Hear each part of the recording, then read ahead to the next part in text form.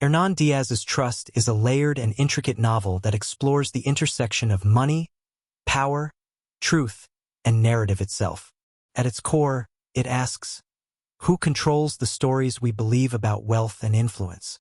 The novel unfolds in 4 distinct but interrelated sections, each offering a different perspective on the enigmatic financier Andrew Bevel and his wife, Mildred.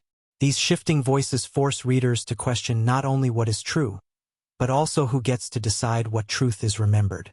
The first section, titled Bonds, presents itself as a novel within the novel.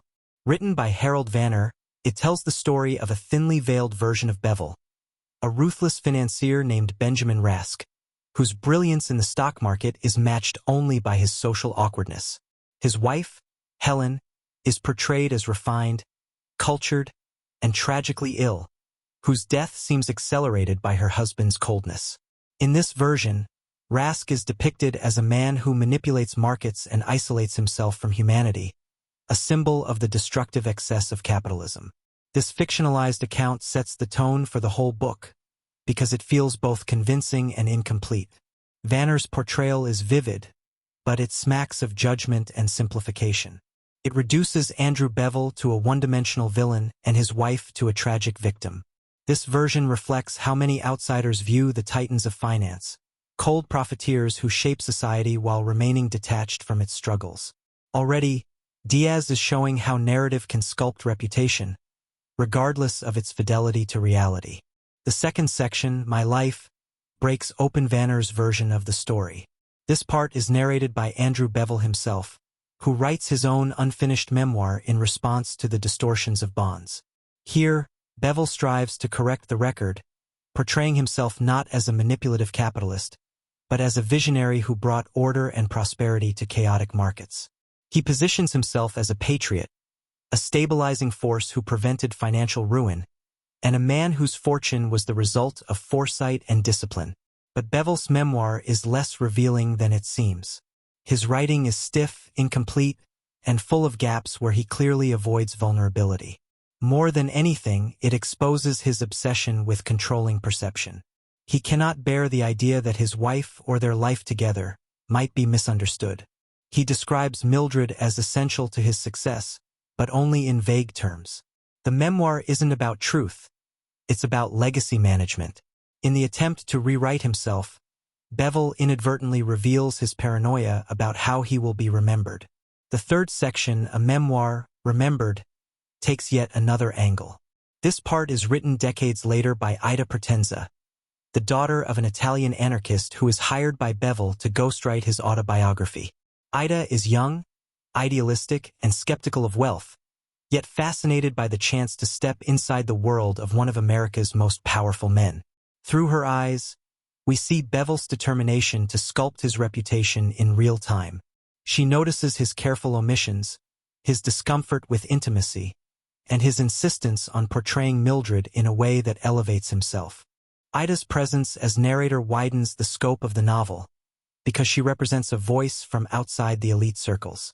She embodies the immigrant experience, the leftist critique of wealth, and the ways in which ordinary people brush up against extraordinary power. Her apprenticeship with Bevel also foreshadows her later work as a writer, where she wrestles with the question of what it means to tell someone else's story. Can one write honestly about power while being paid by it? Is narrative ever free from influence? Through Ida, the cracks in Bevel's official version of events grow sharper. She realizes that Mildred was more than a background figure. Mildred was not a passive muse but an active mind, deeply engaged in economics, philosophy, and the shaping of Bevel's ideas. Yet Bevel refuses to give her due credit. He insists on casting her as an inspiration rather than a collaborator, diminishing her intellectual role. This erasure is the novel's central act of betrayal. Mildred's brilliance is buried beneath the edifice of her husband's myth-making. The fourth and final section, Futures, restores Mildred's voice. Told through her private notebooks, this section reveals her as a thoughtful, incisive woman who analyzed the markets with precision and foresight. She anticipated the Great Depression and guided Bevel's strategies, yet history remembered her as merely his wife. Her writings show not only her financial acumen but also her keen awareness of mortality, illness, and time. She contemplates wealth not as endless accumulation, but as a way to impose meaning on life's fragility. Mildred's notebooks are quiet and introspective, a contrast to Bevel's grandiose rhetoric. In her words, money is not a monument to power but a mirror of impermanence. Her view reframes the entire novel. What if the true genius behind Bevel's empire was his wife? What if history erased her because it could not accept a woman in that role? This inversion of power highlights the silences of history, the gaps where truth is buried under patriarchal storytelling. Diaz rescues Mildred's voice from obscurity, giving her the last word. Taken together, these 4 sections form a kaleidoscope of perspectives. No single version of events is complete, but each reveals something essential about the relationship between wealth, narrative, and memory. Vanner's novel reflects society's suspicion of capitalists. Bevel's memoir reveals the vanity of legacy. Ida's recollections show the machinery of myth-making. And Mildred's notebooks unveil the silenced truth, the wisdom that history nearly forgot. The interplay between these voices shows how power manipulates not just markets, but also the stories we inherit. Diaz also uses the structure of trust to echo financial instruments themselves. Just as bonds, futures, and capital are abstract ways of shaping value over time, the novel's different texts are instruments for shaping meaning. Each voice invests in its own version of reality, hedging against rival interpretations. The novel reminds us that money is itself a fiction sustained by collective belief, an invented story that only holds power because we all agree to honor it. Narratives, like markets, are systems of trust. The novel is steeped in the atmosphere of the 1920s and 1930s, with the boom of the Roaring Twenties and the devastation of the Great Depression. Bevel's fortune is made through speculation, and his myth is cemented by surviving the crash intact. This resonates today, when billionaires are often admired not for their morality but for their ability to emerge stronger from crises. Diaz draws a direct line between past and present. Wealth accumulates not by accident, but by controlling stories in times of upheaval. At the heart of the novel lies the question: what is the cost of erasing a voice? Mildred's absence from history is not just personal tragedy but a reflection of systemic silencing. Women's intellectual labor has often been buried beneath men's reputations, and trust dramatizes this erasure with devastating clarity. By ending with Mildred's words, Diaz flips the narrative hierarchy. The novel becomes an act of recovery, restoring credit to the woman whose insights reshaped history, but whose name was nearly forgotten. Symbolically, the novel shows how truth itself is like capital, fluid, contested, and dependent on who controls it. Bevel's attempts to manipulate his biography echo his manipulation of markets. Both involve constructing confidence, suppressing doubt, and creating an illusion of stability. But just as financial bubbles burst, so too do false narratives. The layers of trust remind us that history eventually corrects distortions, even if it takes decades. Truth, like value, cannot be permanently concealed. The character of Ida deepens the novel's contemporary resonance. As a daughter of an anarchist, she embodies skepticism toward wealth. Yet her fascination with Bevel reflects how power seduces even its critics. Today, we see similar tensions. Journalists, academics, and even activists rely on the patronage of the wealthy while trying to critique them. Ida's struggle raises timeless questions. Can one write honestly about billionaires without being co-opted? Can art escape the influence of money? Diaz suggests the answer is complicated. Diaz also foregrounds the immigrant experience through Ida. Her father, a passionate radical, believes capitalism is corrupt to its core. Ida, however, negotiates with it, working for Bevel even as she critiques him.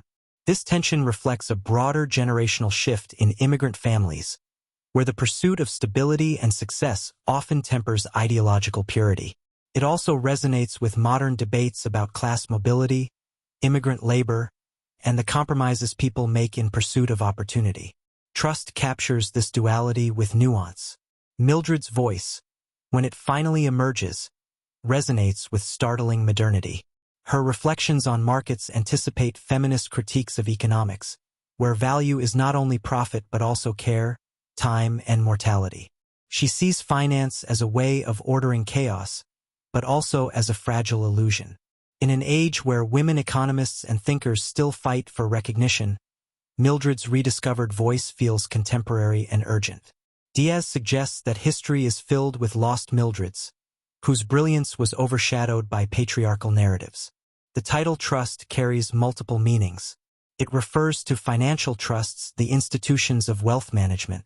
It also refers to the interpersonal trust between husband and wife, between writer and reader, between truth and fabrication. Most importantly, it highlights how much society's structures depend on belief. Currency, markets, legacies, all of these rest on trust. Break that trust and the entire system crumbles. Diaz's novel is a meditation on how fragile and vital trust really is. Stylistically, Diaz demonstrates remarkable versatility. Each section mimics the voice of its supposed author. Vanner's prose has the detached polish of 1930s social novels. Bevel's memoir is stiff and corporate, more concerned with image than intimacy. Ida's recollections are vivid and immediate, blending youthful curiosity with later wisdom. Mildred's notebooks are lyrical, haunted, and introspective. This virtuosity reinforces the novel's theme. Stories are shaped by who tells them, and voice itself is a form of power. For contemporary readers, trust feels especially timely. In an era of billionaire culture, fake news, and curated personal brands, the novel forces us to reflect on how narratives are engineered. Figures like Andrew Bevel remain familiar, the titans of finance, the tech moguls, the philanthropists who shape perception as much as they shape markets. The novel challenges us to look past their official stories, to ask whose voices have been excluded, and to recognize that truth is always contested terrain. The novel also speaks to the ongoing struggle over gender and recognition. Mildred's story reflects how countless women have contributed to art, science, and politics, only to see their credit stolen or erased. By ending with her voice, Diaz offers a symbolic act of justice. He reminds us that restoring silenced voices is not only a literary project but also a moral one. In today's conversations about equity, representation, and whose stories get told, trust resonates deeply. In the end, Trust is more than a historical novel. It is a meditation on narrative itself, on how stories about money, power, and identity are written, rewritten, and contested.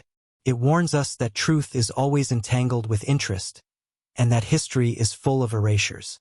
But it also offers hope. Voices like Mildred's can be recovered, even decades later.